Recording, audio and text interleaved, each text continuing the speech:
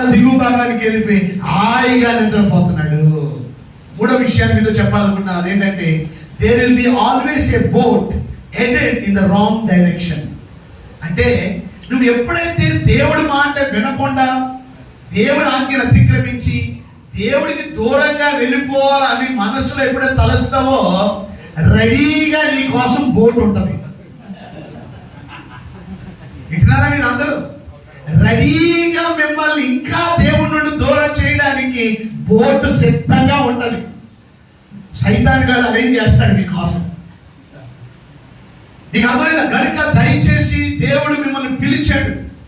ఆ పిలుపుకు తగ్గట్టుగా దేవుడు వైపు చూసుకుంటూ ముందుకే వెళ్ళండి. కానీ దయచేసి దేవుడు పిలుపు నుండి మీరు పక్కకి వెళ్ళారా, మీరు పూర్తిగా దేవుడి నుండి ఏమవుతారు చెప్పండి, మీరు దూరంగా వెళ్ళిపోయే అవకాశం ఉంది.